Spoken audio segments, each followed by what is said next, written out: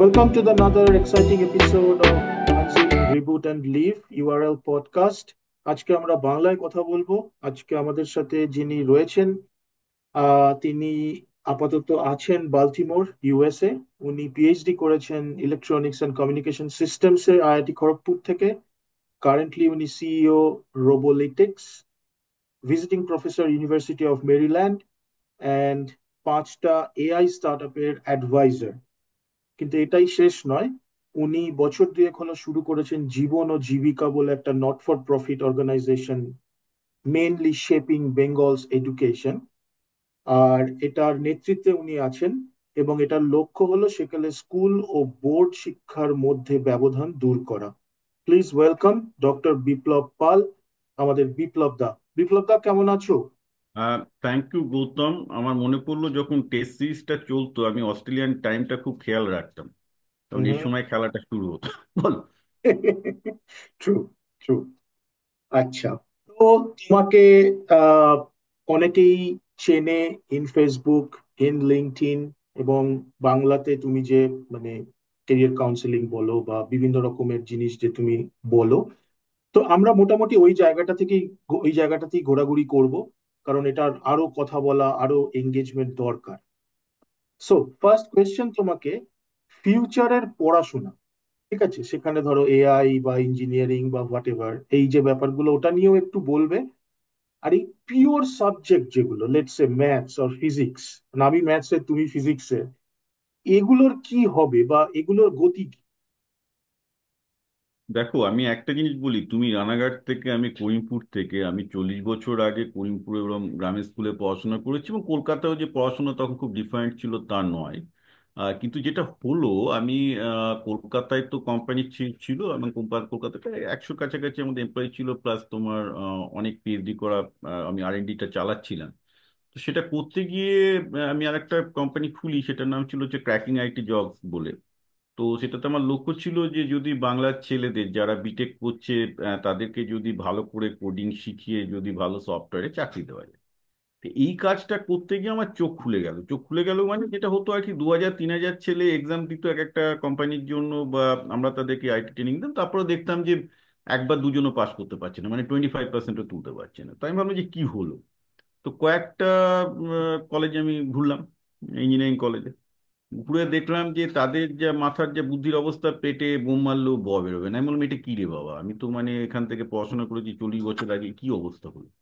মানে ভীষণ ফ্রাস্ট্রেটিং একটা সিচুয়েশন। আমি বললাম কি, পশ্চিমবঙ্গের ছেলেরা কি এত ডাম্ব অ্যান্ড ডাম্বার হয়ে গেছে? তারপর আমি এই জীবন জীবিকাটা নিয়ে লেখা শুরু করি ফেসবুকে আমার অভিজ্ঞতা নিয়ে। তাতে দেখলাম যে অনেক মাস্টারমশাই থেকে শুরু করে সবাই আমার পেছনে চলে আসলেন, যে আমি যেগুলো বলছি সেগুলো সত্যি কথা। আমি জানি না এতদিন তাদের এই সত্যিটা কোথায় ছিল।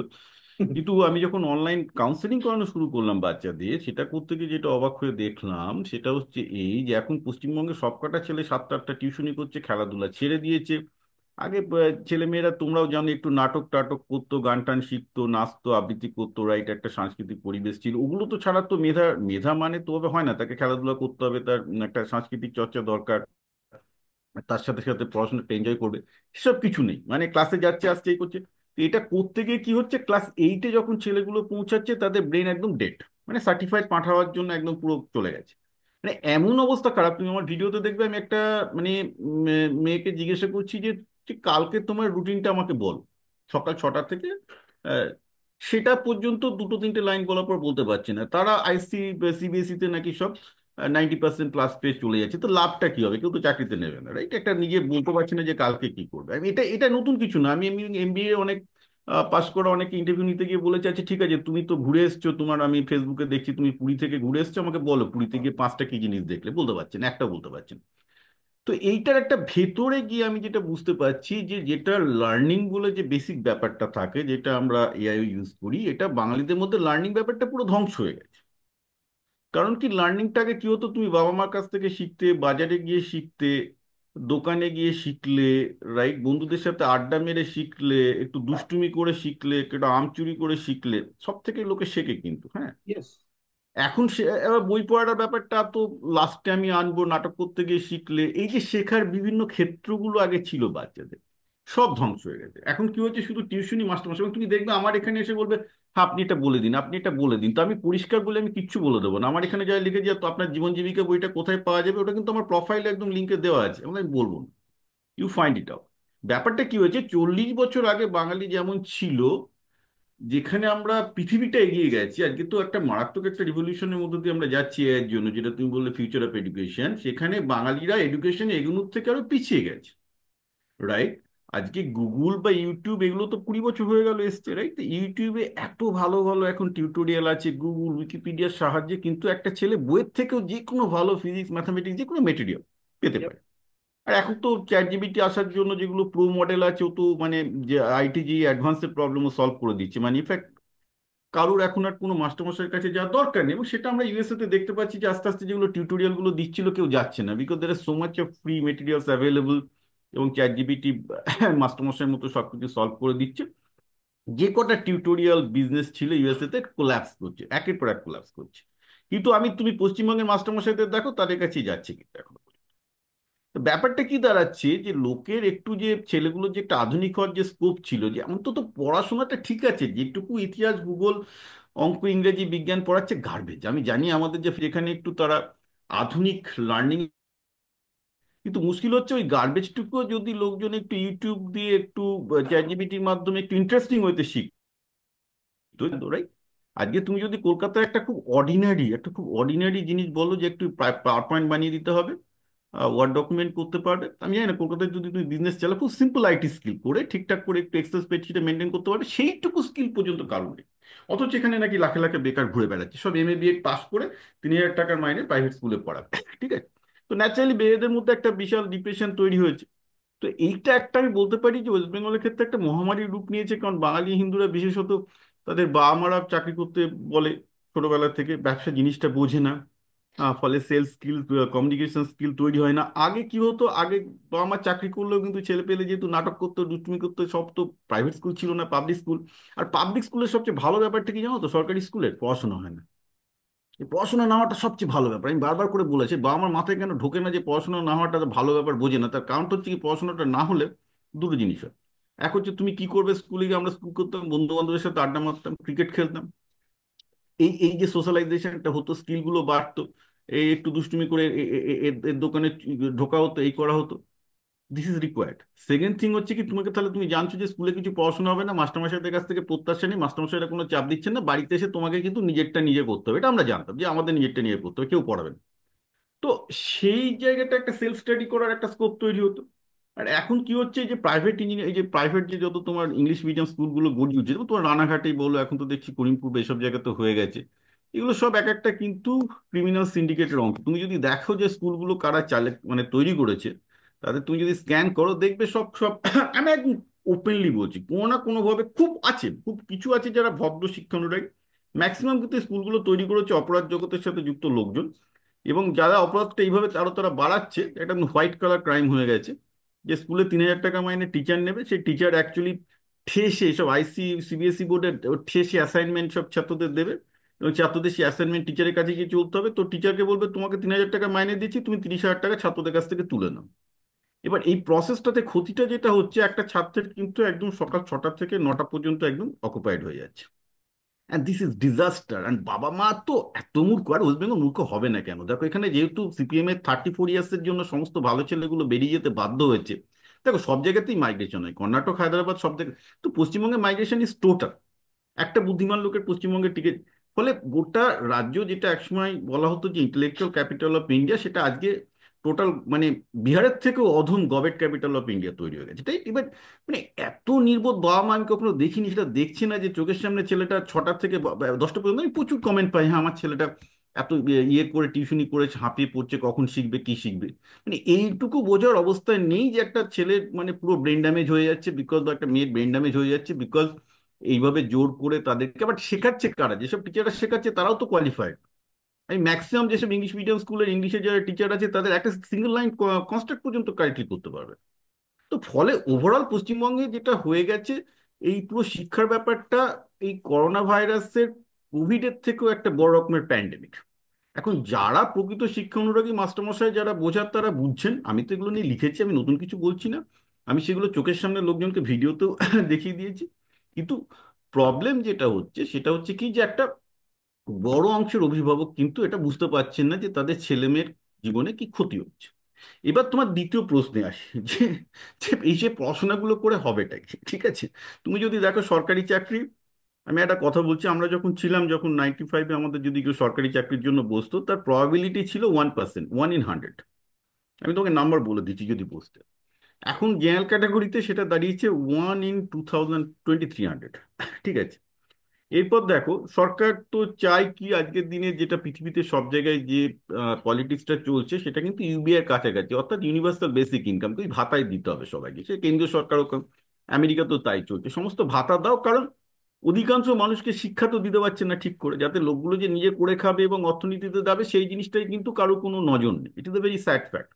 সে বাম হোক ডান হোক আর যাই হোক, সে মুখে তো সবাই সবকিছু বলে, করে কিছু না। তো শিক্ষাটা যেহেতু, এই গ্যাপটা যত বাড়ছে, লোকের যে এডুকেশনটা দরকার তার সাথে ইকোনমিক যে এডুকেশনটা দরকার, গ্যাপটা কিন্তু ক্রমাগত বেড়ে যাচ্ছে। তার ফলে অধিকাংশ লোকজন কিছু করে খেতে পারছে না, এবার তাদেরকে ভাতা দিতে হবে। এবার ভাতাটা দিলে তো সরকারি কর্মচারীদের তো তুমি মাইনে দিতে পারবে না, তাছাড়া সরকারি কর্মচারীদের মাইনে দিয়ে তুমি 1% ভোট পাবে, 1% লোক বা percent। এবার ভাতা দিলে তুমি সেটাকে 40-50% লেভেলে নিয়ে যাচ্ছে, ভাতাটা এখন সব জায়গায় দিতেই হবে। তাহলে ভাতা দিতে গেলে একটা সরকার কি করবে, সে সরকারি কর্মচারী কমাবে এবং অটোমেশন করবে, which is by the good thing. এই চাপটা তো অটোমেশন করছে, এবং তুমি দেখবে যে আজকে আমি বলবো যে ইন্ডিয়ান গভর্নমেন্ট অন্তত ইউএসএ থেকে একটা খুব ভালো কাজ করেছে, এবং এটাতে কিন্তু আমি ইন্ডিয়ার, আমি both I credit Narendra Modi আর মমতা ব্যানার্জি। আমি দেখেছি দুটো সরকারই কিন্তু, যেহেতু এদের ভাতা দিয়ে একমাত্র জিততে পারবে, এরা কিন্তু প্রচুর অটোমেশন করেছে বিভিন্ন জায়গায়, মানে ডেটাগুলোকে নিয়ে আসা। যেমন তুমি ওয়েস্ট বেঙ্গলে যদি তুমি স্কুলে যাও, ওদের কিন্তু খুব ভালো অ্যাপ বেস সিস্টেম আছে। আনফর্চুনেটলি সেই সিস্টেমটা মিড ডে মিলের জন্য চালাচ্ছে, সেটা অন্য ব্যাপার। কিন্তু ওরা কিন্তু একটা আইটি ইনফ্রাস্ট্রাকচার তৈরি করেছে, অ্যাপ তৈরি করেছে, ছেলেদেরকে ট্যাব দিয়েছে। আমার দুঃখ হয়, এরা যে এই যে আইটিতে খরচটা করেছে, খুব ভালো কাজ করেছে। এবার সেইটাকে যদি ওরা পড়াশোনার ক্ষেত্রে কাজে লাগাতো, যে ওই অ্যাপের থ্রু দিয়ে আরো বেশি ভাই ওদেরকে অ্যাসাইনমেন্ট দে, একটা অনলাইন পরীক্ষার ব্যবস্থা কর, যাতে টিচাররা চাপে থাকে, সেগুলো হচ্ছে না। ওই অ্যাপের থ্রু দিয়ে কি করে, কটা ছেলে খেতে পারছে, কটা ছেলে আসছে, এইসব করে আর কি। মানে রিয়েল, মানে দেখো, আলটিমেটলি এখন রাজনীতিতে কারা আছে? ক্রিমিনাল, সোজা কথা। হুম। এটা বলতে খারাপ লাগছে, বাট দ্যাট ইজ ওকে। তো তাদের কাছ থেকে তুমি কি শিক্ষা এক্সপেক্ট করবে? দ্যাট ইজ এবার এবার কি হচ্ছে, এবার সেই ক্রিমিনাল গুলোকে সার্ভ করছে কিছু হোয়াইট কালার, মানে তোমার একটা গোডাউন আর শোকেসে কতগুলো ভদ্রলোককে পলিটিক্যাল পার্টিগুলো রেখে দেয়, যারা টিভিতে গিয়ে বলবে। আর গোডাউনে থাকে হচ্ছে এটা সিপিএম এর আমল থেকেই চলে আসছে, কংগ্রেসের আমল একই ছিল, এবং ইউএস এর রাজনীতি আলাদা কিছু না। তো এদের কাছ থেকে তুমি কি শিক্ষা এক্সপেক্ট করবে? হুম। কারণ সেই রকম লিডারশিপ তো নেই, যে বেসিক্যালি যেটা বুঝবে। আজকে কি হয়, যে পশ্চিমবঙ্গে চাকরি আসছে, আইটি আসছে, বোঝাতে কি হচ্ছে, তারা আইটির বিল্ডিং তৈরি করছে প্রচুর। অথচ তুমি আমি জানি আজকে আইটি ম্যাক্সিমাম কাজ লোকে বাড়ি থেকে করে, সব বিল্ডিং দিয়ে তো কোনো লাভ হয় না। তোমার দরকার পশ্চিমবঙ্গে আইটিতে কাজ করার মতো মেধা তৈরি হচ্ছে কিনা। আমি গ্যারান্টি দিয়ে বলতে পারি, ও আজকে যে পরিমাণ কোডিং এর যে লেভেল উঠে গেছে, বিকজ অফ দ্য ফ্যাক্ট যে এআই এর জন্য তো তুমি জানো যে এন্ট্রি লেভেল এবং মিড লেভেলের কোডাররা এখন চান্স পাচ্ছে না, রাইট? এখন যারা প্রোডাক্ট বিল্ড করতে পারে বা মোটামুটি খুব ভালো লেভেলে সেই টাইপের লোক কলকাতায় কজন আছে আমি জানি, আছে কিন্তু খুব কম। হুম। তো হুম। তুমি এখন সবাই বিল্ডিং দেখাচ্ছে, বিল্ডিং দেখালে কি হয়? ধরো ইনফোসিস এই কম দামে জমিটা পাচ্ছে, তা ওটা ওদের অ্যাসেট হয়ে গেল। প্লাস ওরা দেখাবে কিছু লোককে নিচ্ছে। তো পুরো ব্যাপারটাই হয়ে গেছে একটা শোপিস বিজনেস। তোমার আইটিতে চাকরি পাওয়ার ব্যাপারটাই হোক, মানে বেসিক্যালি এটা বলতে পারো যে রাজনীতি এখন একটা কম্পিটিশন, যে কে কতভাবে লোককে মূর্খ বানাতে পারে। এখন সেইখানে দাঁড়িয়ে আমি যদি বলি যে যারা একটা রাজনীতির পরিচালক, তাদের কাজই হচ্ছে যে জনগণকে মূর্খ বানানো, এবং তাদের কাছ থেকে তুমি যদি এক্সপেক্ট করো যে তারা জনগণের ছেলে মেয়ের শিক্ষার জন্য ভাববে, তাহলে তো বলতে হয় আমি সবচেয়ে বড় মূর্খ। That's not going to happen. এটাই হচ্ছে ব্যাপার, বলো। হুম। না, তার মানে, মানে ধরো যদি আমি দূর থেকে ইউএস কে দেখে, অন্তত সিলিকন ভ্যালিকে দেখে, আহ, তারা তো এখন তো গল্পটা অন্যরকম হয়ে গেছে, তারা তো কেয়ার করেনি কোনোদিন কে সরকারে ছিল। They kind of crafted their own cycle, এবং বাকি দুনিয়া কাইন্ড অফ ওই সাইকেলের সাথে ঢুকছে। এই যে জায়গাটাতে যে গেছে বা যাচ্ছে, আলটিমেটলি কি কোনো এন্টারপ্রেনার এসেই ইন্ডিয়ার এই ব্যাপারটাকে একটু শুধরাবে? কারণ গভর্নমেন্টের থেকে সম্ভব না, তুমি যেটা বললে অ্যাবসলিউটলি রাইট। হ্যাঁ, না, দেখ, তো এখানে দুটো ব্যাপার। প্রথমত তোমার ফার্স্ট অ্যাসেসমেন্টটা ঠিক না। সিলিকন ভ্যালিও কিন্তু গভর্নমেন্টের সাহায্যেই তৈরি হয়েছিল, কারণ সিলিকন ভ্যালি তৈরি হয় ফেয়ারচাইল্ড সেমিকন্ডাক্টর দিয়ে, ঠিক আছে? এবার ওকে। ফেয়ারচাইল্ড সেমিকন্ডাক্টরের উত্থান শুরু হয় কিন্তু নাসার একটা বিশাল বড়, ওটা একটা $100 মিলিয়ন কন্ট্রাক্ট পায়, কারণ সেই সময় অবভিয়াসলি স্যাটেলাইট থেকে ডেটা ট্রান্সমিশনের জন্য ওইভাবে, মানে স্যাটেলাইটে একটা বড় প্রবলেম হচ্ছে পাওয়ার, মানে যেহেতু সোলার প্যানেল দিয়ে চালাতে হয় তো ওদের পাওয়ার কম থাকে। তো ন্যাচারালি তখন ফেয়ারচাইল্ড সেমিকন্ডাক্টর যে ট্রানজিস্টর এবং তারপরে ভবিষ্যতে জোরে যে ইন্টিগ্রেটেড চিপের যে ধারণাগুলো আনবে, তার ম্যাক্সিমাম ফান্ডিং কিন্তু ইউএস গভর্নমেন্ট করেছে, এবং এর পেছনে কিন্তু ইউএস এবং সোভিয়েত ইউনিয়নের যে মানে ঠান্ডা যুদ্ধ ছিল তার বিশাল ভূমিকা আছে। রাইট। সুতরাং রাজনীতি ছাড়া যে সিলিকন ভ্যালির উত্থান হয়েছে তা কিন্তু নয়।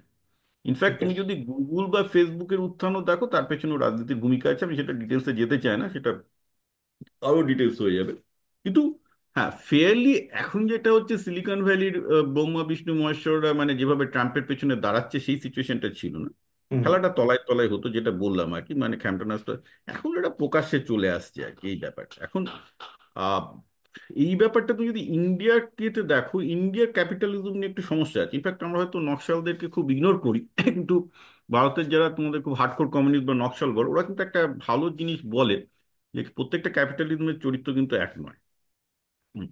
ইন্ডিয়ার যারা ক্যাপিটালিস্ট কাজ তারা কিন্তু একটা, বলতে পারো যে বাবা ছেলে এইভাবে একটা এসছে, ঠিক আছে? এবং ইন্ডিয়ার দুটো প্রহিবিশন আছে এন্টারপ্রেনার হওয়ার ক্ষেত্রে। একটা তো হচ্ছে যে ব্যবসাটা পারিবারিক, ভীষণভাবে ছেলে বাবার ব্যবসাটা করে বে করে, এর ভালো মন্দ দুটো দিকে আছে। কিন্তু আরেকটা যেটা সমস্যা আছে সেটা হচ্ছে ডেফিনেটলি কাস্টিজম। কাস্টিজম মানে এই নয় যে আমি বলবো যে ইন্ডিয়াতে তুমি বলবো যে হয়তো কাস্টিজম নেই, নেই, কিন্তু সেখানে যেটা হয়েছে কি, কাস্টের ধারণাটা এখন অন্যভাবে চলে এসেছে। অন্যভাবে চলে এসেছে মানে ওদের ধারণা যে যে একটা ক্লাস শুধুমাত্র বুদ্ধিবৃত্তির কাজ করবে, তার হাত হাত দেওয়ার, তার জিনিসপত্রে হাত দেওয়ার দরকার নেই, যার জন্য ভারত থেকে মেকানিক্যালে কোনো ইনোভেশন হয় খুব মুশকিল। আমি ভারতের ইঞ্জিনিয়ারদের, তুমি ভালো মেকানিক্যাল ইঞ্জিনিয়ার পাবেই না, একটা ছোট পুতুল পর্যন্ত ভারতের ঠিকঠাকভাবে বানাতে পারে না, মানে সেখানে চায়নার কাছে হেরে যায়, right? তো এই দুটো জিনিস ছাড়া কিন্তু স্টার্ট আপ হয় না, কারণ স্টার্ট আপে যেই করুক না কেন তাকে জিনিসটাতে হাত দিতে হবে, রাইট? মানে মানে হ্যান্ডস স্টার্ট আপ অন হতে হবে, বাজে হোক তাও। যে আন্টারপ্রেনার যে হবে তাকে একসাথে ব্রাহ্মণ, বৈশ্য, হুম। ক্ষত্রিয় এবং শূদ্র হতে হবে, এটা আমি বলি, ঠিক আছে? এটা কিন্তু দের ইজ নো আদার। তো এখন মুশকিল হচ্ছে কি, ভারতবর্ষের যে লোকজনের ওই অ্যাটিটিউডটা যে আমি শুধুমাত্র ওই ওই একটু একটাই শুধু, ওভাবে তো হয় না। কিন্তু হুম। তারপরেও ইন্ডিয়াতে তো স্টার্ট আপ কালচার এসছে, এবং India was also getting good fund, তাতে অনেকগুলো হয়তো পড়েও যাচ্ছে। ডিপ টেক স্টার্ট আপ অতটা তৈরি হচ্ছে না, কিন্তু হচ্ছে, দেখো ভারত থেকেও হুম। রকেট যাচ্ছে, স্পেস হচ্ছে। So I would say that within the space it has made a very good progress, nothing wrong, so it is that doing very well.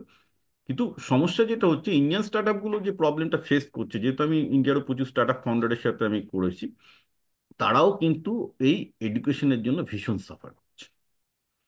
আমি হুম। ধরো যে আমি নাম বলতে চাই না এখন, এটা বলা আমার ঠিক ভুল হবে যে তোমার পেশাদার ব্যাপার, শুধু এইটুকুই বলবো যে এই সাফারিংটা শুধু আমি করি, আমি আমি যেটা হুম। লক্ষ্য করছি, যারাই একটু ইনোভেটিভ কিছু করতে চাইছে, ধরো একটা স্টার্ট আপ করলে ইনোভেটিভ কিছু করতে চাইছে এবং ভারতের ইঞ্জিনিয়ারদের দিয়ে করতে চাইছে, হ্যাঁ, তারা কিন্তু প্রত্যেকেই এই এডুকেশনের অভাবটার জন্য সাফার করছে। তার কারণটা হচ্ছে এই যে এডুকেশনে যে ধরনের ইনোভেটিভ বা ফ্রি থিঙ্কার বা ওপেন মাইন্ডেড লোকের দরকার ছিল, ডিপ থিঙ্কার দরকার ছিল, ক্রিটিক্যাল থিঙ্কার দরকার ছিল, সেই ধরনের এডুকেশন সিস্টেম যেহেতু ভারতে নেই, তারা প্রত্যেকটা কিন্তু এই ডিপ টেক স্টার্ট আপ যারা করছে ভারতে, সবাই কিন্তু সাফার করছে। এটা এটা আমি তোমাকে কয়েকজন সিইওর নাম আমি বলে দেবো, উচিত হবে না হয়তো তারা স্বীকার করে না, তা আমার তো পার্সোনাল গল্পে স্বীকার করে, it's a problem, it's big time problem.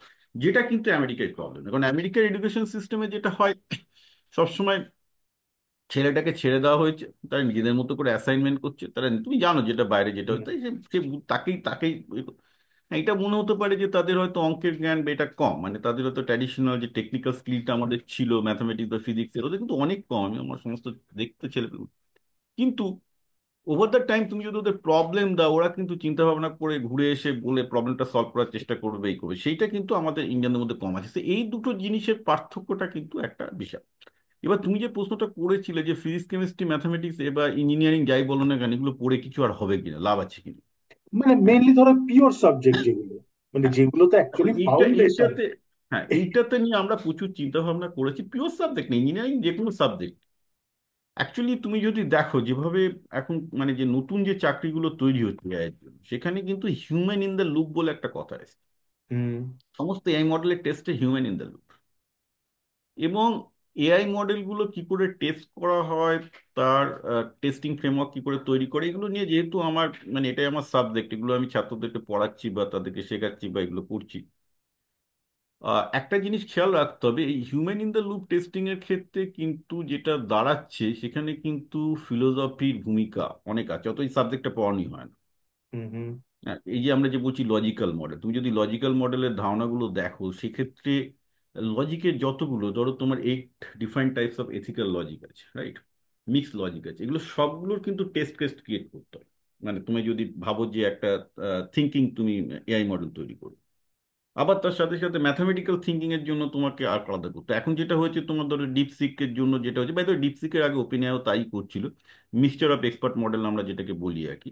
এই মিক্সচার অফ এক্সপার্ট মডেলে কিন্তু প্রতিটা এক্সপার্টে একটা মানে mathematical expertise, logical expertise, 3D visualisation expertise, এই ব্যাপারগুলো থাকে। এবারে হিউম্যান ইন দ্য লুপ জিনিসটা কিন্তু নেক্সট জেনারেশন অফ চাকরি। এবার হিউম্যান ইন দ্য লুপের কেন দরকার হচ্ছে, দুটো কারণ। এক হচ্ছে তুমি মডেলকে যতই ট্রেন করো না কেন, মডেলের কিন্তু 3D পারসেপশনটা নেই। অর্থাৎ তোমার যে চোখ কান গলা থাকার জন্য তুমি যে একটা মানে বেসিক্যালি তুমি একটা আহ, মানে কি বলবো, একটা বাড়ি বলতে যে তুমি শেপটা বোঝো আর কি। বা বা একটা বিড়াল বলতে তুমি যা বোঝো, বা একটা মাউন্টেন বলতে যা বোঝো, এটা খেয়াল রাখবে। ধরো একটা তুমি বলছো তুমি একটা পাহাড় বলছো, রাইট? পাহাড় বা পর্বত বলছো। এই পাহাড় বা পর্বত হলে কি তুমি, ধরো যে পাহাড় পর্বতে কোনোদিন যায়নি, এআই কথাটা এভাবে ভাবো, তাকে পাহাড় পর্বত নিয়ে তুমি অনেক কিছু বলে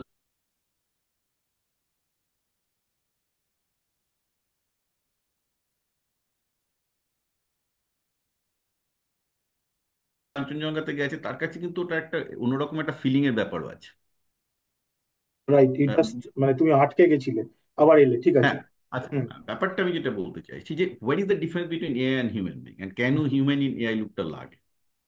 লাগছে তার কারণটা হচ্ছে কি, একটা অবজেক্ট বলতে আমরা যেটা বুঝি, পাহাড় বলতে এআই যেটা বুঝবে, জল বলতে এআই যেটা বুঝবে, আর মানুষ যেটা বুঝবে, তার মধ্যে পার্থক্যটা হচ্ছে কি, জলের প্রপার্টি, গুণগত মান, তার মলিকুলার স্ট্রাকচার, এটা দুজনে হয়তো জানো, এআই তো সবার আরো বেশি জানবে। কিন্তু জলের কি টেস্ট, জল কখন কি খেলে হিউম্যানের কি ফিলিংস হয়, হুম।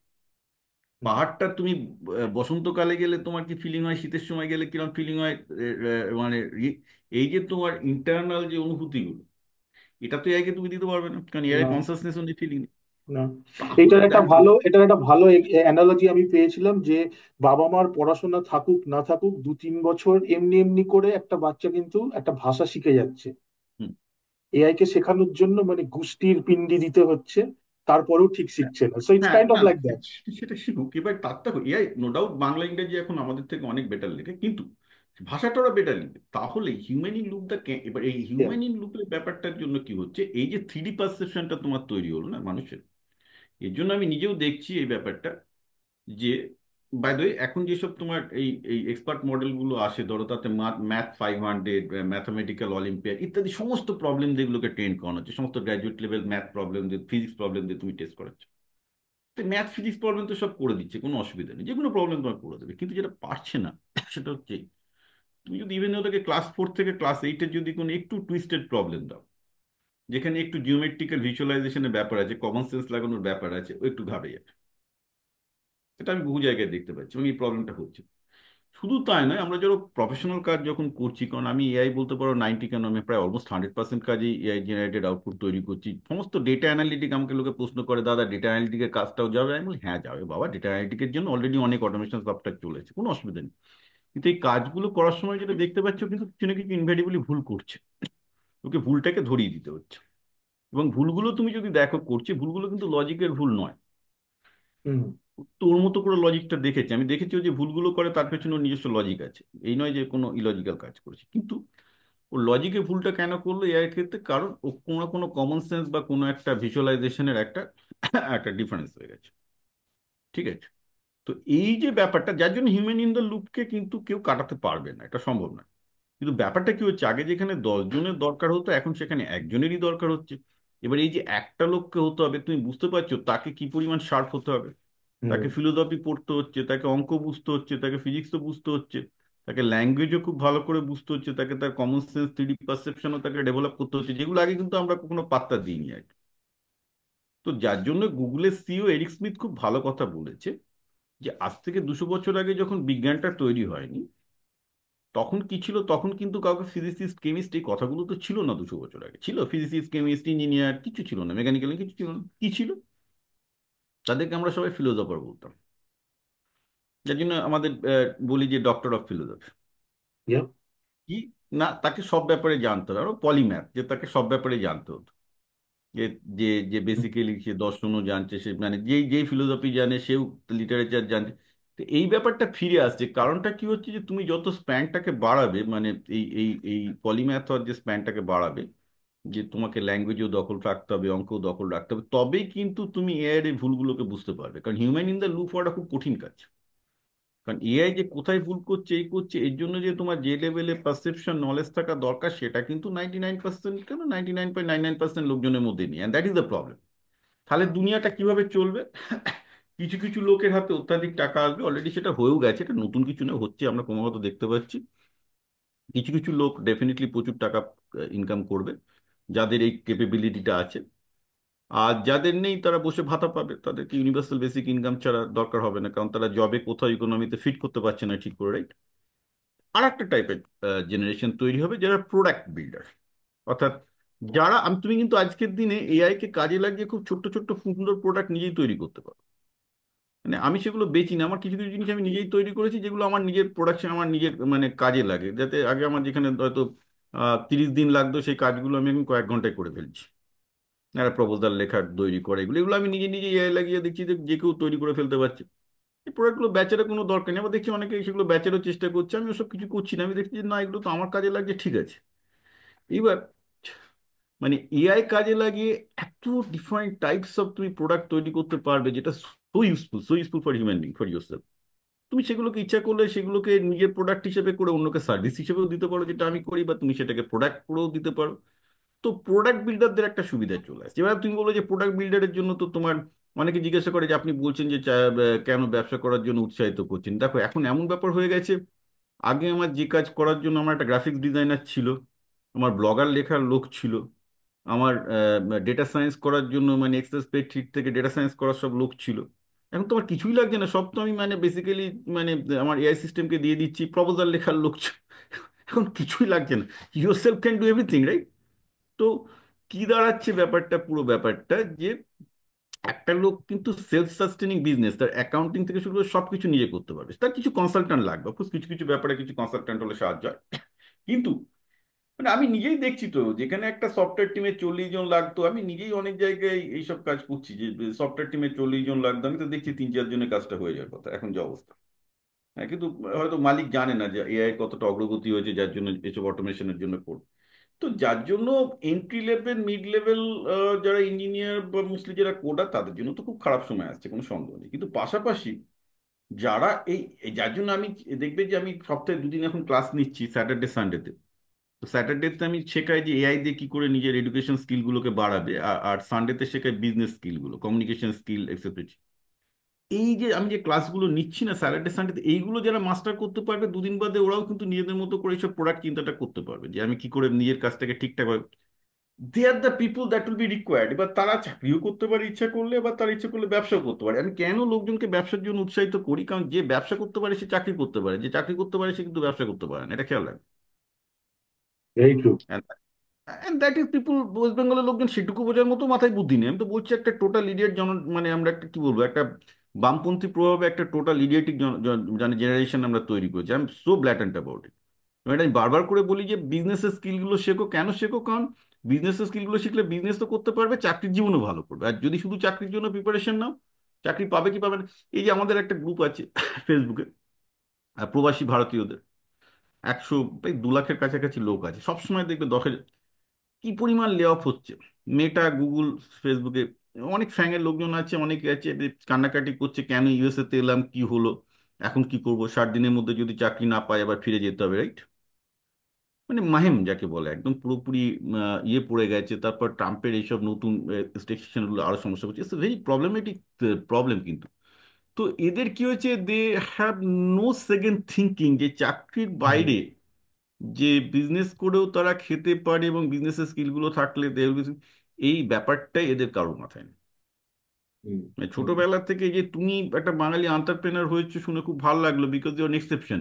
কিন্তু এইটাই যদি তুমি তোমার বাবা মাকে বলতে, হ্যাঁ, তো লোকে হয়তো অনেকে আঁতকে উঠতো। মানে বিশেষত আমাদের সবাই তো যা এসছি যে বাবা মা চাকরি করা ফ্যামিলি থেকে এসেছি, তো naturally they will not even believe ইট।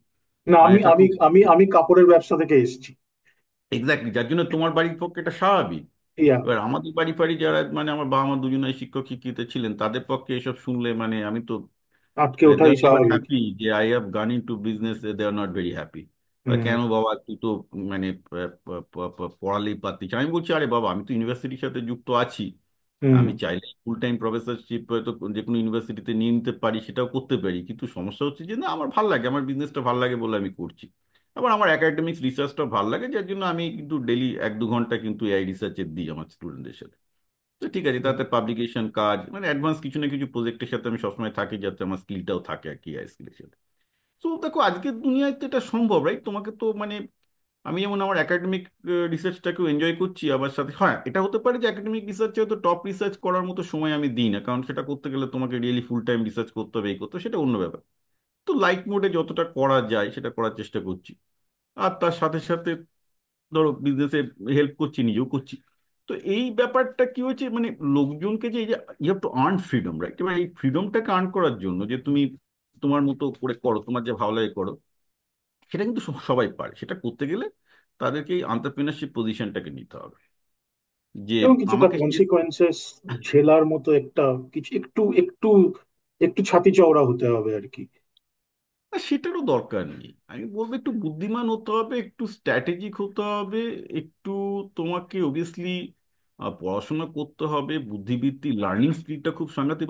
এতে প্রতিদিন আমি নতুন কিছু না কিছু শিখি আর কি, সে ইতিহাস থেকে হোক, দর্শন থেকে হোক। এইটাই যে কয়েকদিন আগে আমি তোমাকে বলছিলাম, এই যে যখন ডিপসিকটা এলো, তো তখন সবাই হুড়লোড় করে পড়ে গেছে যে ডিপসিককে কিভাবে ট্রেনিং করানো হচ্ছে। তো সব আমরা ডিক করছি যে ডিপসিককে কিভাবে ট্রেনিং করানো হচ্ছে। তার আগে আমি কিন্তু এই ট্রেনিং এর ব্যাপারটাতে গুরুত্ব দিই। এবার ট্রেনিং এ করতে গিয়ে দেখলাম যে আরে বাবা, এখানে তো দেখছি মানে সে ফিলোসফি কোর্স আমাকে শেষ করতে হবে, আদারওয়াইজ ওদের যে লজিক্যাল স্ট্রাকচারটা আছে। এখন ফিলোসফিটা লাকিলি আমি হয়তো 10 বছর আগে থেকে একটু পড়েছিলাম, নিজের ওয়েস্টার্ন ফিলোসফিটা বুঝতে সুবিধা হলো। এবার দেখো যারা কম্পিউটার সায়েন্সে পড়ছে, তারা অনেকে হয়তো এআই সেফটি নিয়ে কাজ করছে, তাদের বুঝতে অসুবিধা হয়, কারণ তারা এথিক্স বলে যে সাবজেক্ট আছে তারা পড়েনি। কিন্তু এখন কিন্তু ওই জায়গাটায় ঢুকে গেছে, অর্থাৎ আর্টসের যে সাবজেক্টগুলোকে আমরা ইগনোর করতাম, হুম। সেগুলোই দেখা যাচ্ছে এখন আবার তোমার এই কম্পিউটার সায়েন্সের জন্য তাদেরকে শিখতে হচ্ছে, এটাই। আর বাকিটা তো আজকাল টেকনিক্যালি খুব ইজি কাজ, কোনো অসুবিধা হুম। নেই, কোনো ম্যাথমেটিক্স এর মধ্যে নেই, পুরোটা একটা ব্ল্যাক আর্ট হিসেবে চলছে। হ্যাঁ, হুম। এবার বল। আচ্ছা, তো এবারে তুমি যেহেতু কলকাতা নিয়ে বা তোমার এই যে বেঙ্গলের রিশেপিং নিয়ে অনেক কথা বললে, দেখো সবকিছুই সিক্লিক্যাল, রাইট? তো এখন ধরো এই যে ব্যাঙ্গালোর, হায়দ্রাবাদ, এই সমস্ত জায়গা কাইন্ড অফ স্যাচুরেটেড হয়ে গেছে, ঠিক আছে? এবং কলকাতার অনেক কিছু হয়নি, সো বাই ডিফল্ট কি তোমার মনে হয় কলকাতা ইজ অটোমেটিক্যালি, কেউ কিছু করেছে বলে না, sitting on a much more মানে প্রবাবল সিচুয়েশন, যেখানে দেখো বাধ্য হয়ে লোকদের আসতে হবে? কলকাতার সবচেয়ে ভালো সিচুয়েশন হচ্ছে এখানে জল আছে। মানে আমি বলি ভারতের জল হচ্ছে প্রতি বছরে 3 সেন্টিমিটার থেকে 10 সেন্টিমিটার কমে যাচ্ছে। ব্যাঙ্গালোর পুনে শহরগুলোতে জলের সাংঘাতিক যে প্রবলেম, তাতে কিন্তু ওখানে পপুলেশন গ্রো করা মুশকিল। ওয়েস্ট বেঙ্গল সেদিক থেকে খুব ভালো জায়গায় আছে, যেখানে ওয়েস্ট বেঙ্গলে প্রচুর শিল্প এবং আইটি সম্ভাবনা গ্রো করার ম্যাসিভ চান্স আছে। তো এবার ধরো অনেকে বলে যেটা হবে না, তৃণমূল তোলাবাজি করে, এই করে, তার জন্য এখানে করা যায় না। এটা কিন্তু ভুল। আমি ওয়েস্ট বেঙ্গলে 10-12 বছর ব্যবসা করার সুবাদে বলছি, দ্যাটস প্রত্যেকটা স্টেটেই আছে, it's not a big deal. এটা একটা তৃণমূলের এগেন্স্ট, তৃণমূলে অনেক দোষ আছে, সেগুলো নিয়ে তো আমি প্রকাশ্যেই লিখি, সেগুলো আমি আরো লিখবো, কিন্তু এটা কিন্তু কারণ নয় যে পশ্চিমবঙ্গে কেন তোমার ব্যবসাটা হচ্ছে না। তোলাবাজি তোলা ভুল, একদম 100% ভুল। যে কারণে হচ্ছে না তার কারণ হচ্ছে কিন্তু ম্যান পাওয়ার। তুমি এখানে একটা ভালো ম্যানেজার পর্যন্ত পাবে না। একটা তোমাকে ব্যবসা করতে গেলে ভালো ম্যানেজার দরকার, তুই পশ্চিমবঙ্গ থেকে ম্যানেজার কোত্থেকে পাবে?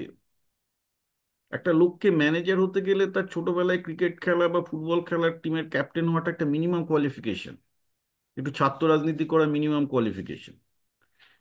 তুমি তো লোক সামলাতে তো তোমার কোনো ট্রেনিং নেই, তোমাকে এমবিএ তে কে লোক সামলানোর ট্রেনিং দিচ্ছে? যেগুলো বুলশিট। তোমাকে তো ছোটবেলা হুম। থেকে ওই ট্রেনিং গুলো পেতে হবে, লিডারশিপ, রাইট? এবার সে ছোটবেলা থেকে সে সাইকেলে করে গিয়ে গেছে, সে একটা বা প্রেমিকাকে বা প্রপোজ করতে বা পর্যন্ত ভয় পায়। বা চাঁদা তুলে সরস্বতী পুজো করতে হবে। হ্যাঁ, চাঁদা তুলে সরস্বতী পুজো করতে হয়, চাঁদা চাই, তো সেই ট্রেনিং গুলো তো সব হারিয়ে গেছে। এবার তুমি অবাক হয়ে যাবে, মানে even hmm. I felt it so bitter এবং আমি শুধু নয়, যারা এই পশ্চিমবঙ্গে ব্যবসা করতে গেছে সবারই বিগেস্ট প্রবলেম হচ্ছে, আর এখানে তো ম্যানেজার পাওয়া যায়নি। এবার ম্যানেজার, তোমাকে আমি বলছি, হরিয়ানা বা অন্য জায়গা থেকে অবাঙালি ম্যানেজার নিয়ে আসলে তখন আমার গন্ডগোল হয়। বিহারের ছেলেদের মধ্যে তুমি পাবে, ওদের মধ্যে একটা বোল্ডনেস আছে, হুম। সাহসটা তো একদম নেই। তো লিডারশিপের যা যা কোয়ালিটি দরকার, যে মানুষকে বোঝা, তাদের সাথে সোশ্যালাইজেশন করার ক্ষমতা, সাহসটা থাকা, বুক চিতে যেটা বলে সাহসটা থাকে, সেগুলো তো এখন যেসব বাঙালি ছেলে পেলে সবারই তো হচ্ছে, একটা করে ছেলে মেয়েদের তো মানে এত প্রোটেকশন দিয়ে মানুষ করেছে, এটা কি লিডার হবে তুমি বলো তো? একদম কেউ লিডার ক্ষমতা নেই। এবার ধরো তুমি কলকাতায় তুমি একটা সেন্টার বানাবে, তোমার তো একটা মিডল ম্যানেজার, টপ ম্যানেজার দরকার, কোত্থেকে পাবে তুমি আমাকে বলো? It's big time problem. তারপর তো এমনিতে তো আইটির লোকজনের প্রবলেম আছে, সেটাও নয় তুমি বিহার উড়িষ্যা বা আসাম থেকে নিয়ে এসে কিছু কিছু করে তুমি নয় বাঙালি বাঙালি মিশিয়ে কিছু করলে, কিন্তু ম্যানেজার না পেলে তো তুমি ব্যবসা চালাতে পারবে না। It's a huge problem. মানে সেটা সেটা মানে আগামী দিনে বেটার কিছু দেখতে পাচ্ছ বলে মনে হয় তোমার? না, মানে করতে গেলে তোমাকে ওই এডুকেশন থেকে শুরু হ্যাঁ, করতে হবে। Right, right, right. এডুকেশন আমি থেকে আমি শুরু আমি কলকাতাতে কিছু করার চেষ্টা করেছি, মানে আমার একটা প্রবলেম হয়েছে মানে ল্যাক অফ অ্যাকাউন্টেবিলিটি। একটা তুমি যেটা বললে, কেউ হ্যান্ডস অন নয়। আর সেকেন্ড হচ্ছে ল্যাক অফ অ্যাকাউন্টেবিলিটি। এগুলো সবই কি মানে এডুকেশনের সাথেই মনে হয় লিঙ্কড, রাইট? অ্যাবসলিউটলি এডুকেশনের সাথে জড়িত। এরা তো মাস্টারমশাইয়ের কাছে গিয়ে বলে যে স্যার আপনি লিখে দিন, মানে মাস্টারমশাই প্রশ্নটা উত্তরটা দিয়ে দেবে, সেটা মুখস্থ করে গিয়ে ঘুরতে আসছে, এর বাইরে লাইফ এদের কিছু নেই। মানে তুই পশ্চিমবঙ্গে যেটা চলছে লিটারেলি সেটাকে আমি চাইল্ড অ্যাবিউজ বলি। ইট ইজ লিটারেলি, দিস টিউশনি culture is literally child abuse, there is nothing. ছেলে মেয়েগুলোর সাথে তুমি যদি ওদেরকে, আমি তো বলছি প্রত্যেকটা বাবা মাকে আমি একটা কথা বলি যে আপনি জিজ্ঞাসা করুন আপনার ছেলে বা মেয়েকে, কাল সকাল 6টা থেকে রাত্রি 10টা পর্যন্ত কি করবি আমাকে 2 মিনিটের মধ্যে বল, এই টেস্টটা করতে বলছেন। আমি তোমাকে বলে দিচ্ছি 99.99% ছেলে মেয়ে পারবে না বলতে। বাবা মা বুঝতে পারবে দুটো কি তিনটে বলার পরই না ছেলে মেয়েটা কিছু আর তার মাথায় নেই কি করছে। দেখো, তুমি যদি ম্যানেজার হতে চাও বা লার্নার হতে চাও, যাই হতে পারো না কেন, why does it start? It start from our brain. হুম, চিন্তার দরকার। এটাকে হুম, আমরা ডিফিউজ থিঙ্কিং বলি, খুব সাইন্টিফিক ব্যাপার। সেই চিন্তাটা যে আমি কালকে কি করব, তাহলে কি হচ্ছে দেখো, এটা খুব ইজি ব্যাপারও নয়, কালকে আমি অন্তত 15টা জিনিস করবো বা 10টা জিনিস করবো। সেই যে 10টা জিনিস আমি মাথার মধ্যে আমার রাখার ক্ষমতা, এবং সেটাকে গুছিয়ে বলার ক্ষমতা, এটাই তো তুমি একটা ছেলে পাবে না মেয়ে পাবে না। আমি তো প্রত্যেকটা বাঙালি আমাকে চ্যালেঞ্জ করি, পুরো দেখাও পারবে না, কারণ আমি নিজে অবাক হয়ে গেছিলাম এটা দেখার পর। দেন আই স্টার্ট, মানে বলছি না, যতক্ষণ জলে না নামলে সাঁতার শেখা যায় না, তোমার জীবন জীবিকা করতে একটা সুবিধা হয়েছে, because I got in to the people and started experimenting with them, I realised. এবং ওদিক তার থেকেও বড় ব্যাপার হচ্ছে, এইটা বাবা মা যদি চোখে দেখে তারপরও তার মাথায় ঢুকবে না যে তার ছেলেটার কতটা ব্রেন ড্যামেজ হয়েছে বা মেয়েটার কতটা ব্রেন ড্যামেজ হয়েছে। যে ছেলে বা মেয়ে ওইটুকু একটা করতে পারছে না, সে ক্লাসে যদি 100 আউট অফ 100ও পায়, তার কি কোনো ফিউচার আছে? নেই। তাকে দিয়ে কি লিডারশিপ হবে, কি পড়াশোনা হবে ভবিষ্যতে? কিচ্ছু হবে না। এবং এই যে একটা গাড্ডায় হুম, আমরা পড়ে গেছি, দিস ইজ আনবিলিভেবল। হুম। অথচ তুমি যদি কোনো ক্লাস 2-3 ছেলেকে নিয়ে কাজ করো, যেটা আমি করছি, যেহেতু আমি বাচ্চাদের পড়াচ্ছি একদম 4 থেকে 8 পর্যন্ত, যেটা আমি নিজে করি, তুমি জানো আমার ক্লাসে ক্লাস 4 থেকে 8 পর্যন্ত ছেলেপেলেরা আসে। আমার ক্লাসে ম্যাথস থেকে শুরু করে সব কিছুর ভালো পারফর্মার হচ্ছে, যে যত নিচু ক্লাসে সে তত ভালো পারফর্মার। কারণ কেন জানো? ফ্ল্যামবয়েন্সটা মানে না, তার স্কুইজড হয়নি ব্রেনটা, এখনো। না তাকে টিউশনিতে মেরে ফেলা হয়নি, তার হুম। মাথাটা এখন ওপেন রয়েছে, ইউ ক্যান থিঙ্ক। আমার ক্লাসের সবকটা ভালো পারফর্মার, সব যার মতো ইয়ং এজ আমি দেখেছি তার পারফরমেন্স হচ্ছে প্রফেশনালি ভালো, কারণ তার ব্রেনটাকে ড্যামেজ করা হয়। অথচ এক্সপেক্টেড উল্টো, যত কঠিন প্রবলেম আমি শেখাতে যাই বাচ্চাগুলো যত তাড়াতাড়ি ধরতে পারছে, বড়গুলো ধরতে পারছে না। আর এবার হুম, যখন ক্লাস 8-9 ছাড়িয়ে যাবে, যে টিউশনি করে ফেলেছে, তাদের brain by that time is fully dead. হুম। তোমার একটা ভিডিওতে তুমি এই কথাটা বলেছো, আমি সেইটা থেকে আরেকটু ইলাবোরেট আনসার চাইছি। যে ফিউচারে এই এআইটিআই এসে সবকিছু এত সস্তা হয়ে যাবে, তুমি মানে এই হুম। মানে সোশ্যাল ভাতা এইগুলোতে তুমি বলেছো। তাহলে কি মানে আইদার দুটো জিনিসই হবে, people will explore or people will go into addiction.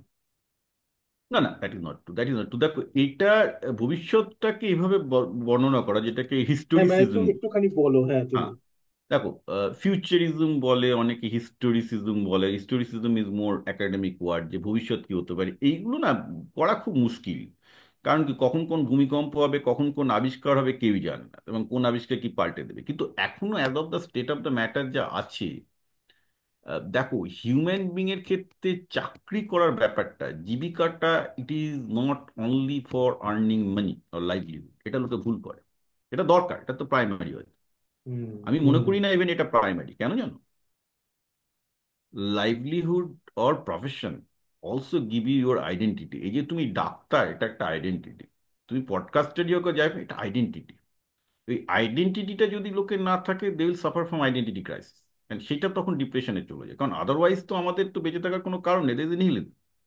সুতরাং ওই যে লোকে কিছু বসবে না, বসে বসে ভাতা, আমি দেখি অনেক এখানে এলিট বাঙালিরা বলে বসে বসে ভাতা নিচ্ছে, এই নিচ্ছে, লোকে চলে যাচ্ছে। Actually that is at another crisis. Crisis in the sense যে লোকজন যদি কিছু কৃষিকাজও করে, দেখবে তাদের জমির সাথে সম্পর্ক তৈরি হয়, তারা জমিকে ভালোবাসতে শুরু করে, চাষি হিসেবে অনেকে গর্ববোধ করে। সেটাও কিন্তু একটা আইডেন্টিটি, যে আমি এইটুকু জমির আমি মালিক। That is also giving him the identity.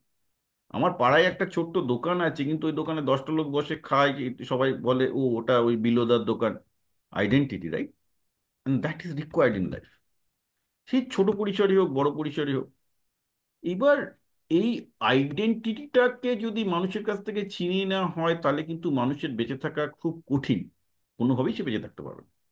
এটা সোসাইটিতে প্রবলেম। তুমি যেটা বললে, নেশা বা এগুলো চলে, সেই জন্য আমি মনে করি যে এটা সরকার থেকে হয়তো উদ্যোগ নেবে। এটা যেটা বলছি, এআই এর ফলে কিন্তু আজকে প্রোডাক্ট বানানো খুব ইজি হয়ে গেছে।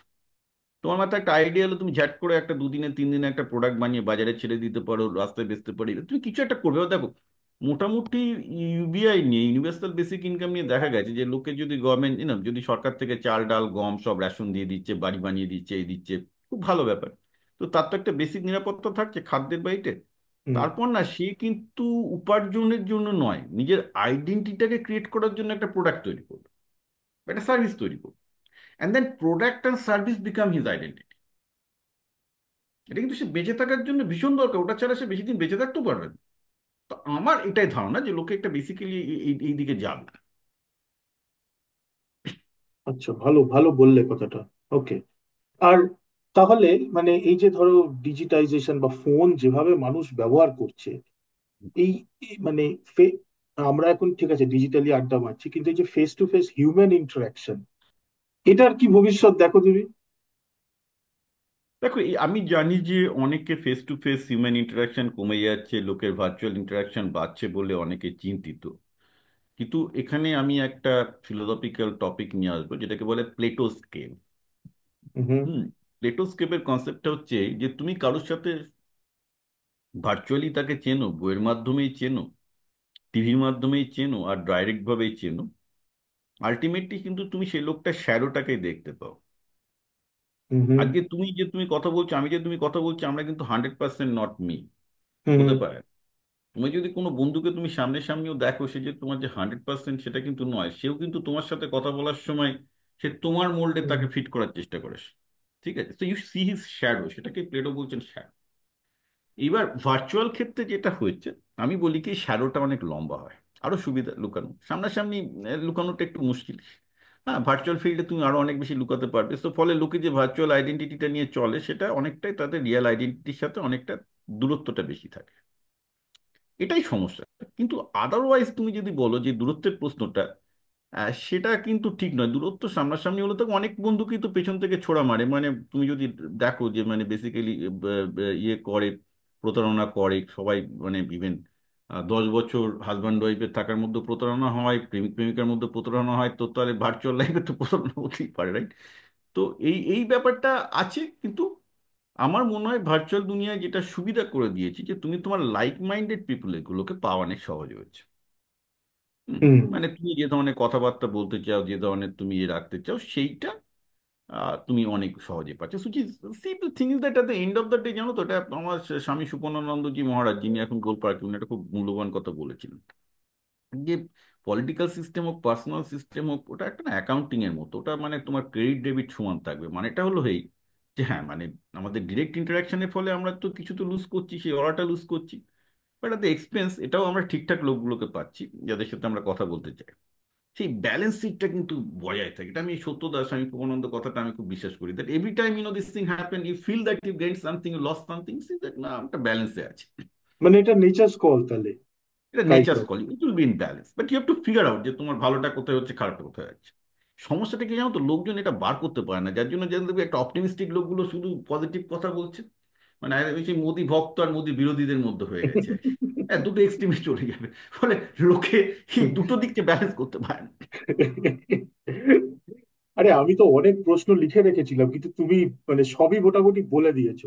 আচ্ছা, এরকম যদি তোমাকে একটা প্রশ্ন করি, ধরো আমি এটা দেখছি, আমরা যখন যে সময় বড় হয়েছে আমাদের বাবা মার কাছ থেকে যেগুলো শুনতাম, এই পয়সা কড়ি নেই, আহ ভালো ভালো পাবলিক ট্রান্সপোর্ট নেই, ভালো শিক্ষা নেই, নেই নেই নেই নেই একটা ব্যাপার ছিল।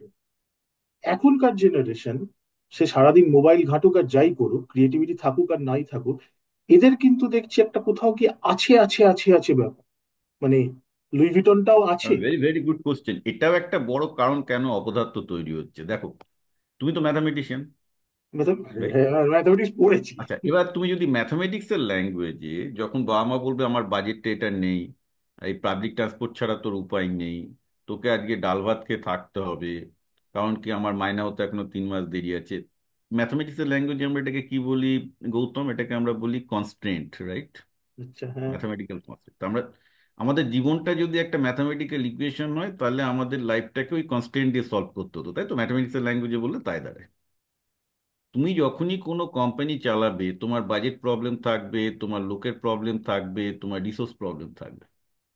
এই জন্য কিন্তু ইন্ডিয়ানরা, আমাদের বয়সী ইন্ডিয়ানরা যে সুন্দর পিচাই বা এরা যে ভালো করেছে, তার একটা বড় কারণ আমেরিকানদের থেকে তুমি দেখবে যে ইন্ডিয়ানরা যে সিলিকন ভ্যালিতে যে উঠেছে, এর একটা বড় কারণ হচ্ছে কি, আমরা এই কনস্ট্রেন্টগুলোর মধ্য থেকে প্রবলেমগুলো সলভ করাটা শিখেছিলাম। হুম হুম হুম আমি হুম। জানি আমাকে যদি দুজন দেয় তাহলেও কাজ চালাতে হবে, যদি 10 জনের বাজেট থাকে তাহলেও আমাকে কাজ চালাতে হবে, and I have to give something, right? এই কনস্ট্যান্ট অপটিমাইজেশনটা কিন্তু না জানলে তার ম্যানেজার হওয়া সম্ভব না, ব্যবসা করা সম্ভব না। এই যে জেনারেশনকে দেখছো, যাদের কাছে এই কনস্ট্যান্টের উপলব্ধিটাই আসছে না, যে মানুষকে কনস্ট্যান্টের মধ্যে দিয়ে সলিউশনটাকে বার করতে হয়, যে লাইফে এই প্রবলেমগুলো আছে, এই লিমিটেশন আছে, তার মধ্যে থেকে আমাকে সমাধানটা বার করতে হবে আমার জন্য, আমার ফ্যামিলির জন্য। যাদের মধ্যে এই চিন্তাধারা, এই অ্যাটিটিউডটা ঢোকাচ্ছে না, তারা কি তোমার মনে হয় কোনোদিন তোমার হয়ে কোনো ম্যানেজার কাজ করতে পারবে? পারবে? পারবে না। ডিফিকাল্ট, হ্যাঁ। হ্যাঁ, হুম মানুষ না শিক্ষার ব্যাপারটা বুঝতে পারছে না, যে কতভাবে শিক্ষাটাকে আমরা লস করেছি। যেটা ভারতে একটা সময় এই যে আমাদের একটা, কি বলবো, মধ্যবিত্ত ফ্যামিলি কৃচ্ছ সাধনের মধ্যে দিয়ে শিখতে হতো। হ্যাঁ, এবং আমার মনে আছে পাড়াতে নাটক করবো, সব স্টেজ ফেজ বেঁধে সব মিলিয়ে 100 বা 200 টাকা চাঁদা তুলে নাটক করতে হবে, ওর মধ্যেই করতে হবে।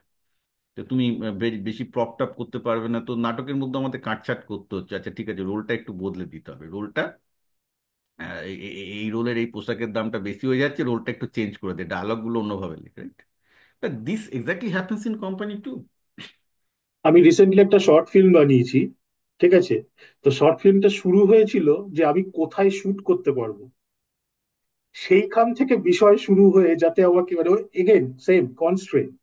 ইটস নট যে ফ্ল্যামবয়েন্টলি গল্প লিখে ফেললাম, ওরকম না। একটা জিনিস করতে দ্যাট ইজ চাইছি, এক্স্যাক্টলি ওইখান থেকে দ্যাট ইজ শুরু করে। দ্যাট ইজ হ্যাঁ, that is exactly is what is required.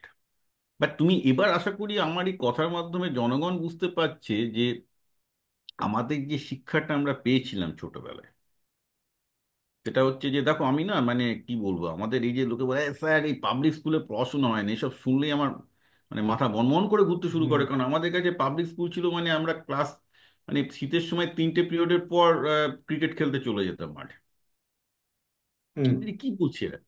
হ্যাঁ, মানে স্কুলটা কি পড়াশোনার জায়গা নাকি? স্কুলটা যে পড়াশোনার জায়গা, আমার মানে এইসব যখন আমি বাবা মাদের কাছ থেকে শুনি, দেন আমার একটু মনে হয় যে এদের ছেলে মেয়ে কি হবে। স্কুলটা পড়াশোনার জায়গা নয়। স্কুলে যদি কেউ ভাবে গিয়ে পড়াশোনা করবে, it's a wrong idea. School হচ্ছে এমন একটা জায়গা যেখানে লোকজন, হ্যাঁ মাস্টারমশাই 2-4 জন ভালো পড়ালে পড়ালো, তারা তোমাকে এনকারেজ করবে। আমি বলছি, যদি ভালো মাস্টারমশাই কারা, আমাদের বাংলায় একজন অরুণ চ্যাটার্জি বলে খুব ভালো মাস্টারমশাই ছিলেন, তিনি এখন খুব ভালো কবিতা লেন।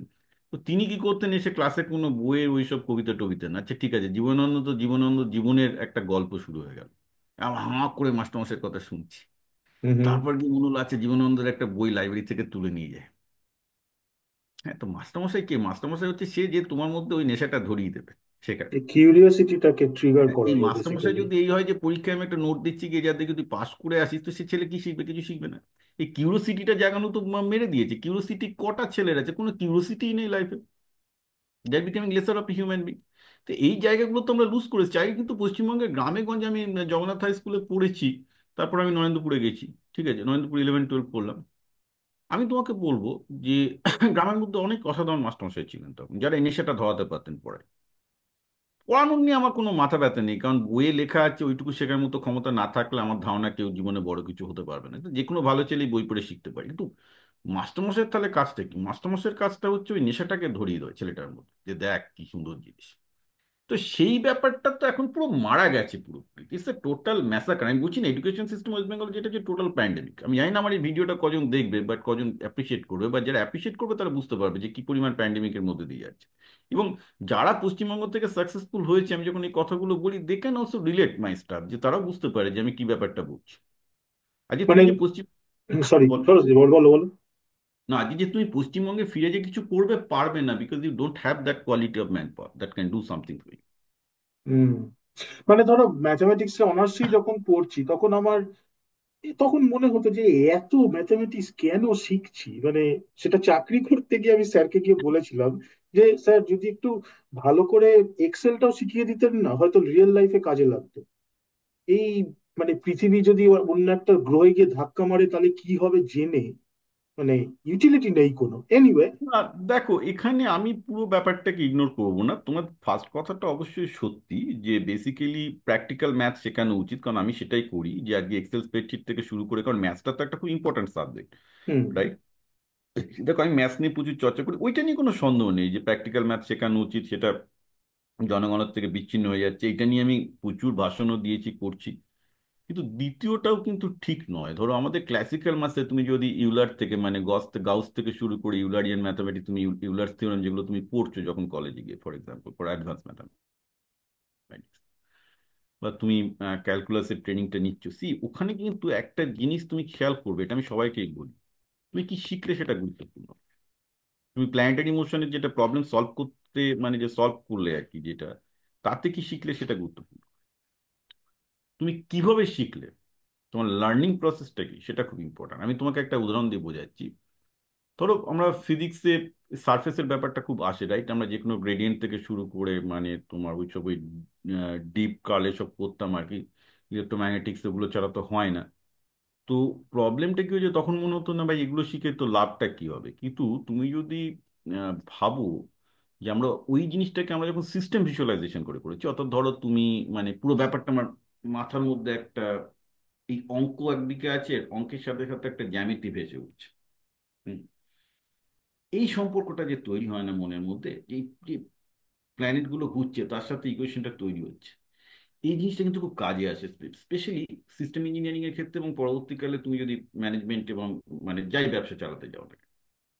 কারণ কি, আমি মানে যখনই ব্যবসা বা কিছু নিয়ে ভাবছি, তার মধ্যে একটা পদ্ধতি আছে, আর সেই পদ্ধতিটার পেছনে একটা অঙ্ক আছে, এটাকে তুমি মডেলিংও বলতে পারো। হুম, এবং এই জিনিসটা ব্রেনে তোমার যত তাড়াতাড়ি কাজ করবে, তত তাড়াতাড়ি তুমি বুঝতে পারবে যে এই মডেলিং এর এন্ড রেজাল্টটা কি হতে চলেছে। যার জন্য দেখো, পৃথিবীতে, এটা আমি বারবার করে লিখেছি, ইলন মাস্ক একজন ফিজিক্সের পিএইচডি ড্রপ আউট বা পিএইচডি করেছিল, জেফ বেজো ফিজিক্সের ড্রপ আউট। তো দেখা যাচ্ছে ওয়ার্ল্ডের যত রিচেস্ট লোকগুলোর সাথে ফিজিক্সের একটা যোগ সূত্র আছে। এর একটা বড় কারণ হচ্ছে যে লোকগুলো এই এই সিস্টেমটাকে ভিজুয়ালাইজ করতে পারে, কারণ আলটিমেটলি ফিজিক্স কিন্তু কিছুই না। ধরো অ্যামাজনে যেটা, এটা জেফ বেজোসও একটা বক্তৃতা খুব ভালো আছে ফিজিক্সে, খুব সুন্দর বলেছিল যে দেখো, বিজনেস এই যে logistic supply chain, ultimately Amazon হচ্ছে একটা লজিস্টিক সাপ্লাই চেনকে অপটিমাইজ করা ম্যাথামেটিক্স দিয়ে। এই লজিস্টিক সাপ্লাই চেনে কতভাবে প্যাকেট মিস হচ্ছে, প্রতারণা হচ্ছে, এই হচ্ছে, ওটা একটা সিস্টেম। ওই সিস্টেমটাকে যদি আমি ম্যাথামেটিক্যালি বুঝতে না পারি, তাহলে কিন্তু আমি বললো যে আমি এগুলো করতাম বলে আমার এটা খুব ভালো লাগতো ছোটবেলা নিয়ে, কিন্তু আমার কিন্তু এটা সলভ করে খুব মজা পেয়েছি। তো আলটিমেটলি ওই এডুকেশনটা কিন্তু ইনভ্যালিড না, কিন্তু হ্যাঁ তুমি যদি এখন ওটা পরীক্ষা খাতায় মুখস্থ করে গিয়ে লিখে আসো, তাহলে তো কোনো লাভ নেই, তাহলে তুমি সেই এডুকেশনটা পেলে না।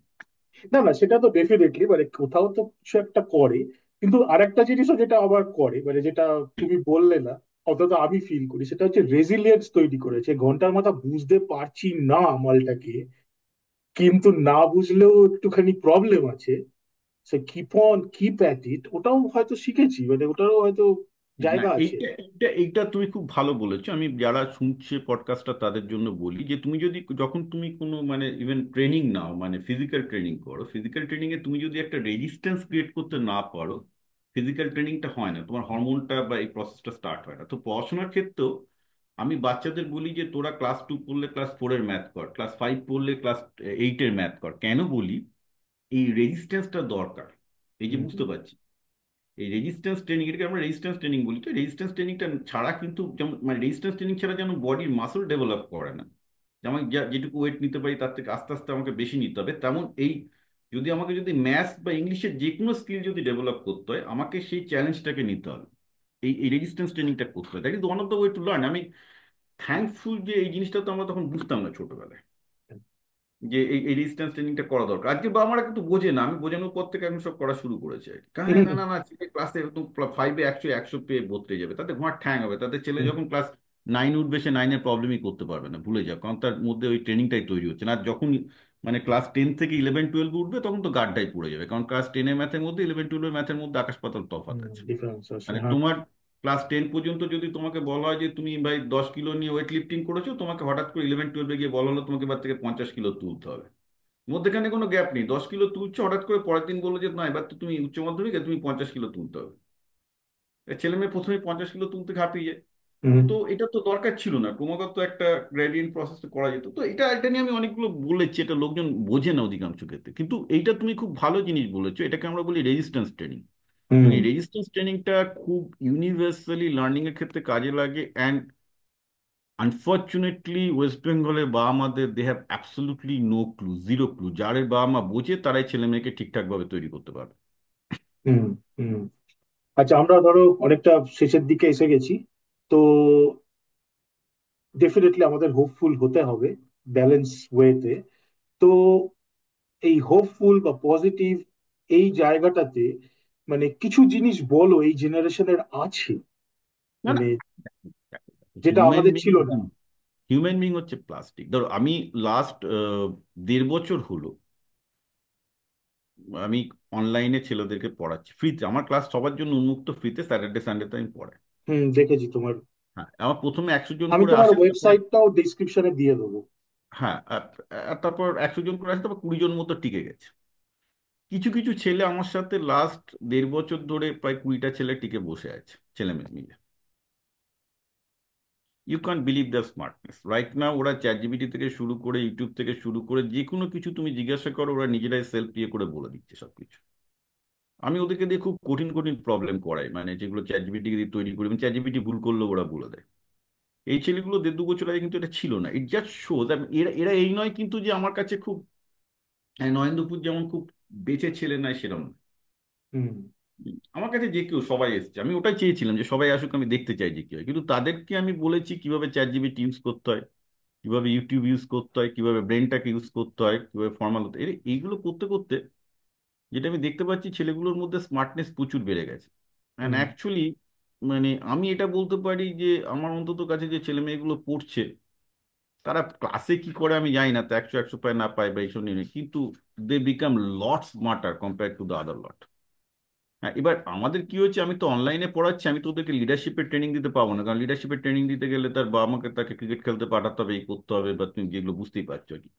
কিন্তু অন্তত মডার্ন এডুকেশনের ক্ষেত্রে যাতে ওরা মডার্ন টুলগুলো ব্যবহার করে নিজেদের স্মার্টনেসটাকে বজায় রাখতে পারে। বা আমি ধরো যোগা ক্লাস ওদের জন্য চালু করেছি, কেকাদি যোগা শেখে।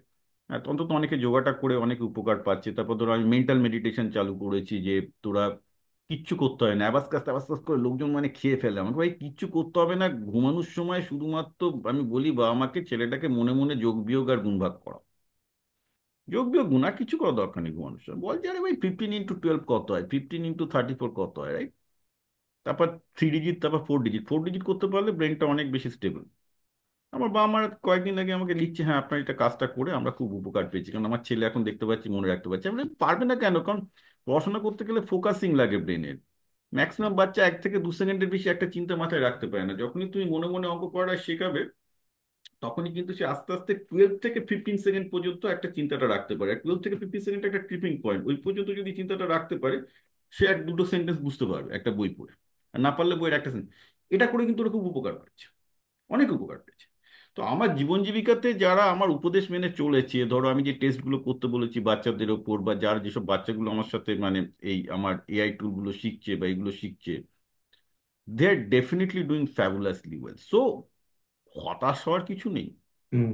যদি সঠিকভাবে এআই টুলকে ইউজ করতে পারে, খাওয়া দাওয়াটাও ঠিক করে করে না অনেকে। কারণ তুমি দেখো, মানে যাদের সাথে কথা বলি, তুমি ভাবতে পারো আমার ক্লাসের সবাই চশমা পরে, আমার 50 বছর হয়ে গেল চশমা নেই। And that's a little bit of a strange sign, যে একটা ক্লাসের সবার চশমা হয়ে গেছে একটা ওইরকম বয়সে আর কি, মানে একটা মানে 13 থেকে। সো তার মানে কি তাদের পুষ্টি এবং শরীরচর্চায় কিছুটা তো সমস্যা আছে। কারণ এই বয়সে তো হওয়ার কথা না, থিওরিটিক্যালি 10% হওয়ার কথা, 90% হওয়ার কথা না চশমা না। এইগুলো কিন্তু আমি অ্যাওয়ারনেসটা বাড়িয়েছি, আস্তে আস্তে বাড়াচ্ছি। তো আস্তে আস্তে এই জন্য জীবন জীবিকা বইটা লিখলাম, এতগুলো ভিডিও করলাম।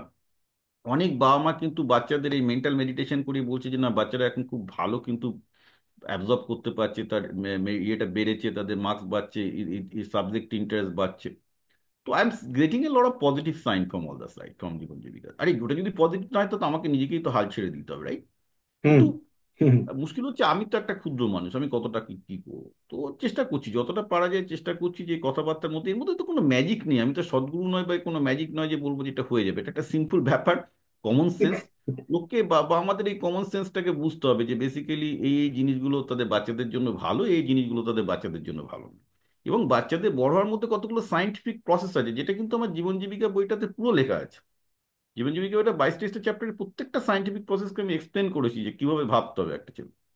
তো যারা জীবন জীবিকা বইটা পড়েছে, প্রচুর আমি কমেন্ট পাই, প্রত্যেকে প্রচুর উপকৃত হচ্ছে। আর ওগুলো তো আমি ফ্রি করে দিয়েছি বইটাগুলো, ঠিক আছে, প্রিন্ট এডিশনের জন্য টাকা দিতে হয়, বাকি তো পিডিএফ ফ্রি। আমার তো লক্ষ্য ছিল যাতে লোকে পড়ে, হুম। লোকে একে ওকে ফরওয়ার্ড করছে। তো যেসব বা আমরা serious, definitely they are getting benefited, তো সেটা তো অফকোর্স পজিটিভ। কিন্তু যা হয়, আমি তো আর শিক্ষামন্ত্রী নই যে শিক্ষামন্ত্রী এই দায়িত্ব কাজটা ছিল তার। তো এখন আমরা হচ্ছি যে পুরোপুরি এটা জনগণের জন্য কিছু করার চেষ্টা করছি, আউট অফ আওয়ার ফিলান্থ্রপি। তো দেখা যাক কতটা কি হয়। দারুণ। Thank you. Thank you Biplab da, দারুণ লাগলো তোমার সাথে কথা বলে। হোপফুলি আমরা আরো পরে এই নিয়ে আরো কথা বলতে পারবো এবং না, বলবো। Thank you, thank you. তুমি আমি লোকজন ইন্টারভিউ নিই, তুমি আজকে প্রথমবার আমি তোমাকে মানে বাংলায় ইন্টারভিউ দিলাম। কারণ এর আগে আমি প্রফেশনাল কারণে প্রচুর ইন্টারভিউ দিই আর কি, পেশাদার এআই টিআই এসবের ব্যাপারে। এই যে মানে শিক্ষার সমস্যা নিয়ে আমাকে কেউ প্রশ্ন করতেই সাহস পায় না, কারণ সবাইকে ওয়েস্ট বেঙ্গলে থাকতে হয় আর কার ঘাড়ে কটা মাথা আছে তুমি জানো। বলে যে না, বিপ্লব পাল আসলেই যা বলবে তাতে আমার চাকরি যেতে পারে, আমাকে তৃণমূল পেটাতে পারে, আমাকে বিজেপি পেটাতে পারে, এই ভয়ে আমার সাথে লোকে কথা বলা থেকে বিরত থাকে। কিন্তু সবাই জানে আমি কথাটা ঠিক বলছি। তো ঠিক আছে, অন চলো, দ্যাট তাই। আমরা আজকে এখানেই শেষ করি। থ্যাংক হ্যাঁ ইউ, থ্যাংক ইউ চলো, বিপ্লব থ্যাংক দা। ইউ।